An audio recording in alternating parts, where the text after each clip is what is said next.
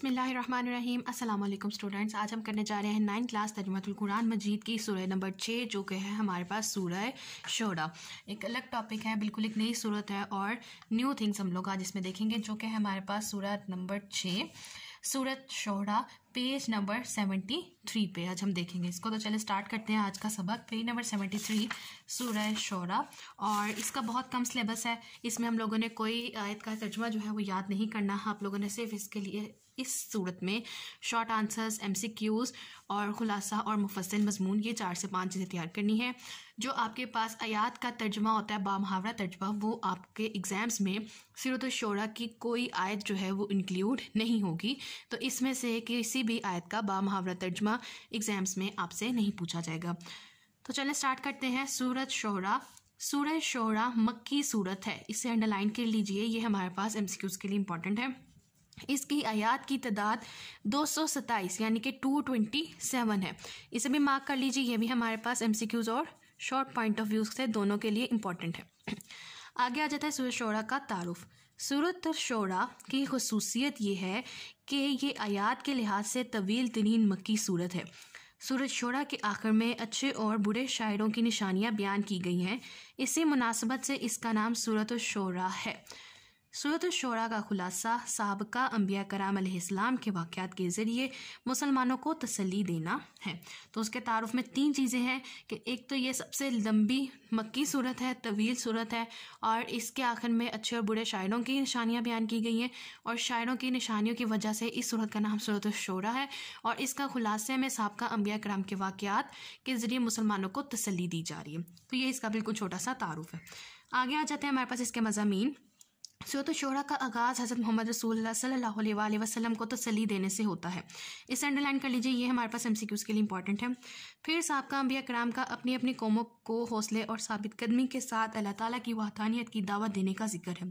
इस मुबारक दावत को कबूल कर लेने वालों के निजात पाने और नाफरमानों पर दुनिया में भी अजाब उतारने जाने का जिक्र है। ये कंप्लीट पैराग्राफ आपके पास MCQs के लिए इंपॉर्टेंट है, इसे आप लोगों ने मार्क करना है। इन वाक़यात के ज़रिए हज़रत मोहम्मद सल्लल्लाहु अलैहि वसल्लम और सहाबा कराम रज़ियल्लाहु ताला अन्हों को तसल्ली दी गई है कि एक दिन ईमान वाले ही कामयाब होंगे।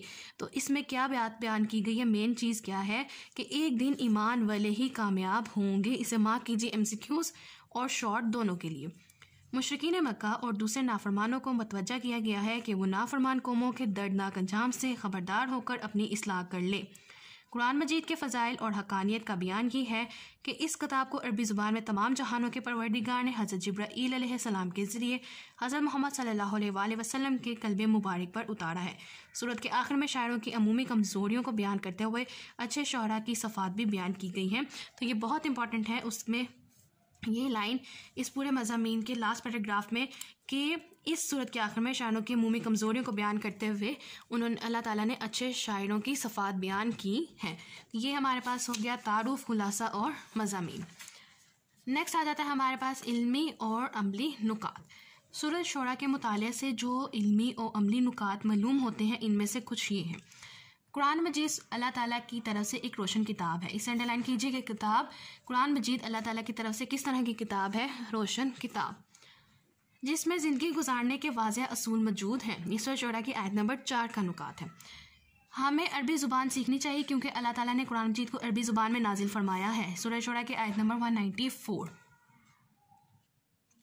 फिर नेक्स्ट है हमारे पास सूरह शोरा की आयत नंबर 214, 214 आयत नंबर। हमें अपने रिश्तेदारों को शिर्क और अल्लाह ताला की नाफरमानी से बाज रखने की कोशिश करनी चाहिए क्योंकि ये हज़रत मोहम्मद सल्लल्लाहु अलैहि वसल्लम का तरीका है। नेक्स्ट है हमारे पास सूरह शोरा की आयत नंबर 215। हमें ईमान वालों से बहुत शफ़क़त और तवाज़ु से पेश आना चाहिए। नेक्स्ट, शैतान झूठे और गुनाहगार लोगों का साथी है। ये बहुत इंपॉर्टेंट MCQ बनता है। झूठे शायरों की पैरवी करने वाले अमूमन गुमराह लोग होते हैं। ये भी इंपॉर्टेंट MCQ है और आपकी एक्सरसाइज के MCQs भी हैं ये। ईमान लाना, नेक अमल करना, अल्लाह ताला का जिक्र करना और जालिमों को जवाब देना अच्छे शायरों की सफ़ात है। ये आपके पास शॉर्ट पॉइंट ऑफ व्यू से इंपॉर्टेंट है कि अच्छे शायरों की सफ़ात क्या है। तो उसकी सफ़ात है ईमान लाना, नेक अमल करना, अल्लाह ताला का जिक्र करना और जालिमों को जवाब देना। तो ये 4 उनकी अच्छे शायरों की सफ़ात है।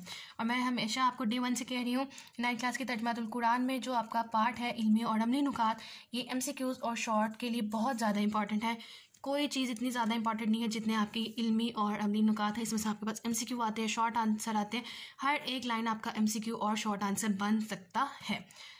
लास्ट में हमारे पास इसमें आ जाता है हदीस नबी सल्लल्लाहु अलैहि वसल्लम। हज़रत मोहम्मद सल्लल्लाहु अलैहि वसल्लम ने इरशाद फरमाया है, जामिया तिर्मिज़ी की हदीस नंबर 2845 है, बाज़ अशार में हिकमत और दनाई की बातें होती हैं। उन्होंने ये बताया है कि शायरों से भी हिकमत और दनाई की और अच्छी बातें जो हैं वो मिल सकती हैं। तो ये थी हमारे पास सूरह शोरा का तारुफ, मज़ामीन, खुलासा और इसके कुछ निकात।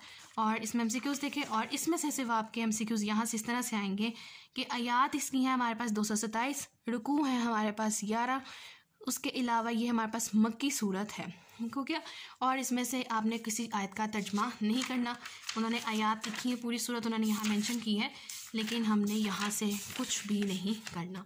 आगे आ जाते हैं दुआओं की तरफ जो इस सूरत में हमारे पास बनती हैं। वो है सूरह शूरा के आयत नंबर 83 to 85, और उसका तर्जमा है, ए मेरे रब, मुझे हिकमत अता फरमा और मुझे सालिहीन में शामिल फरमा, और मेरा जिक्र खैर जारी फरमा बाद में आने वालों में, और मुझे बना दे नेमतों वाली जन्नत के वारिसों में। एक दुआ ये है। और सेकंड है हमारे पास सूरह शूरा के आयत नंबर 87, और मुझे रुसवा ना करना जिस दिन लोग दोबारा उठाए जाएंगे, यानी कि क़यामत के दिन हमें रुसवाई से बचाना। अल्लाह ताला से उसने दुआ की है। नेक्स्ट आ जाता है हमारे पास मशक, और आयात का क्योंकि तर्जमा नहीं करना तो हमारे पास बहुत इजी हो गया है कि हम लोग जल्दी से इसको कवर अप कर सकते हैं। नेक्स्ट है हमारे पास इसकी मशक, और सबसे पहले है दुरुस्त जवाब की निशानदही। और पहला सवाल है, आयात के लिहाज से तवील तरीन मक्की सूरत है सूरत शोरा। नंबर 2, सूरत शोरा के आखिर में सफ़ात बयान की गई है शायरों की। नंबर 3, झूठे और गुनाहगार लोगों का साथी होता है शैतान। 4, नाफरमानों पर अजाब उतरता है दुनिया में। नंबर 5, अमूमन झूठे शायरों की पैरवी करते हैं गुमराह लोग। नेक्स्ट आ जाता है हमारे पास मुख्तसर जवाबात, और आपका सबसे पहला सवाल है, सूरत शोरा का ये नाम क्यों रखा गया, और इसका आंसर है पेज नंबर 73। सूरत शोरा हेडिंग दी गई है तारुफ की, और यहाँ से आपका फर्स्ट शॉर्ट का आंसर स्टार्ट होता है कि सूरत शोरा की खुसूसियत ये है कि यह आयत के लिहाज से तवील तरीन मक्की सूरत है, और इसके आखिर में अच्छे और बुरे शायरों की निशानियाँ बयान की गई हैं। इसी मुनासबत से इस सूरत का नाम सूरत शोरा है। तो सूरत शोरा का नाम क्यों रखा गया, उसके आखिर में क्योंकि अच्छे और बुरे शायरों की निशानियां बयान की गई हैं, इस वजह से सूरत शोरा का नाम सूरत शोरा रखा गया। नेक्स्ट आंसर, शॉर्ट आंसर है हमारे पास, सूरत शोरा का खुलासा क्या है, और इसका आंसर आपके पास पेज नंबर 73। सूरत शोरा का खुलासा साबका अंबिया कराम अलैहिस्सलाम के वाक़यात के ज़रिए मुसलमानों को तसल्ली देना है। ये हमारे पास इसका खुलासा आ जाएगा। और नंबर 3 पे हमारे पास आ जाता है, सूरत शोरा के अहम इल्मी और अमली नुकात में से कोई से 2 तहरीर करें। याद आप सारे करेंगे, लेकिन आंसर में सिर्फ कोई से 2 लिखेंगे। मैंने मार्क किए हैं सूरत शोरा की आयत नंबर 4 और 194, और वो है कुरान मजीद अल्लाह ताला की तरफ से किताब है जिसमें ज़िंदगी गुजारने के वाज़े असूल मौजूद हैं। हमें अरबी ज़ुबान सीखनी चाहिए क्योंकि अल्लाह ताला ने कुरान मजीद को अरबी ज़ुबान में नाजिल फरमाया है। इसके अलावा जहाँ पे 6 से 7 पॉइंट्स लिखे हुए हैं, आप लोग कोई से भी 2 पॉइंट्स जो आपको अच्छी तरह याद हो वो आप लोग आंसर में कोट कर सकते हो। जो 2 MCQs में आए हैं आप लोग उन्हें भी याद कर सकते हो, वो ज़्यादा अच्छे तौर पर याद रहेंगे। तो कोई भी 2 पॉइंट आप लोग लिख सकते हैं जो आपको बहुत अच्छी तरह से आते होंगे। नेक्स्ट आ जाता है हमारे पास तफसीली जवाब लिखें। सूरत शोरा पर एक मुफस्सिल मजमून तहरीर करें। मुफस्सिल मजमून में हम लोग शुरू से हमारा एक ही तरीकाकार है कि आप लोगों ने बताना है सूरत कौन सी है, उसमें आयात कितनी है, रकू कितने हैं, और फिर आप तारुफ देंगे, उसका खुलासा बताएंगे, मज़ामीन बताएंगे। मज़ामीन में काफ़ी डिटेल उन्होंने यहाँ पे मेंशन कर दिया है, तब पूरा उसने यानी जितनी हमारे सूरत में अहम पॉइंट्स हैं, अहम वाक़यात हैं, वो सारे मेंशन हैं।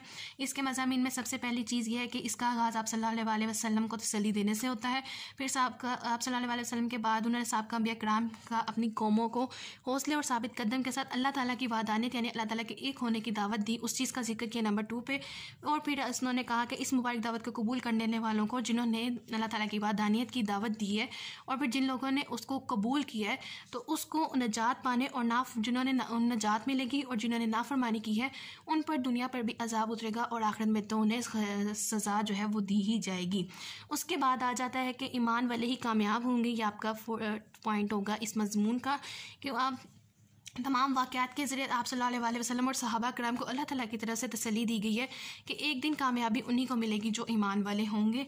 फिर नेक्स्ट उन्होंने बताया कि मुशरिकीन मक्का और दूसरे नाफरमानों को मतवज्जा यानी उन्हें तवज्जो दिलाई है कि नाफरमान कौमों को दर्दनाक अंजाम की खबर कर दी गई है, इसलिए उन्हें चाहिए कि ख़बरदार हो जाए और अब अपनी इस्लाह कर लें। अल्लाह ताला ने अजाब नाजिल कर फरमाने से पहले ये बात उन तक पहुंचा दी है, उन्हें तवज्जो कर दिया कि ख़बरदार हो जाओ, नहीं तो दर्दनाक अंजाम जो है वो उनका मुंतज़िर है।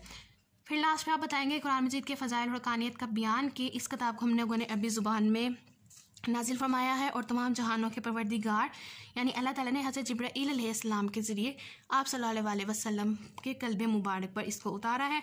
और इसकी सूरत के आखिर में शायरों की कुछ अमूमी कमज़ोरियों को बयान किया गया है और अच्छे शोरा की सफ़ात भी बयान की गई हैं। फिर आप इल्मी और अमली नुकात पे जाएंगे और ये बहुत अच्छा होगा अगर आप लोग लास्ट में जो हम लोगों ने 2 दुआएँ पढ़ी हैं उनको या और एक हदीस नबी सल्लल्लाहु अलैहि वसल्लम जो हम हर सूरत के एंड पे पढ़ते आ रहे हैं उसको मुफस्सिल मज़मून में लाजमी शामिल कीजिए। और इसकी तो हदीस भी बिल्कुल छोटी सी है, बाज़ अशार में हिकमत और दनाई की बातें होती हैं। तो जब आप लोग इस पॉइंट को एक्सप्लेन कर रहे हो साथ आप इसका रेफरेंस कोट कर सकते हो और बाद में आप लोग इन दोनों की आयत का अगर आयत याद हो जाती है तो ठीक है, जैसे ये छोटी सी आयत आप इसको याद कर लीजिए, नहीं तो जैसे इसकी आयत काफ़ी लंबी है जिसको याद रखना मुश्किल होता है तो आप लोग सिर्फ तर्जमा जो है वो कोट कर सकते हो रेफरेंस के तौर पे, ताकि आपका जो लॉन्ग आंसर है वो मार्क्स गेनिंग हो सके।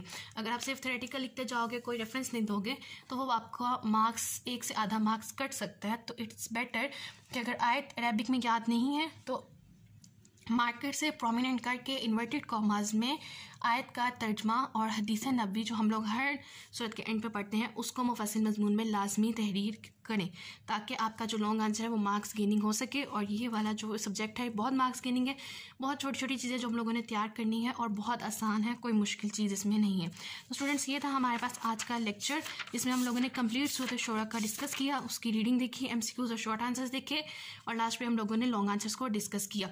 और मुझे उम्मीद है कि आप लोगों को आज का लेक्चर समझ आया होगा। इन केस कोई क्वेश्चन है, कोई क्वेरी है या कोई ऐसी चीज़ जो अभी तक आप लोगों को समझ में नहीं आई तो आप मुझसे पूछ सकते हैं। ईमेल आईडी और इंस्टा आईडी भी मैं आप लोगों को प्रोवाइड कर चुकी हूँ। और लास्ट में मेरी आप सबसे सिर्फ एक रिक्वेस्ट है, काइंडली प्लीज़ चैनल को सब्सक्राइब कीजिए, वीडियो को लाइक कीजिए, ज़्यादा से ज़्यादा शेयर कीजिए आगे, ताकि 1000 सब्सक्राइबर का टारगेट जो है वो जल्द से जल्द मुकम्मल हो सके। Thank you.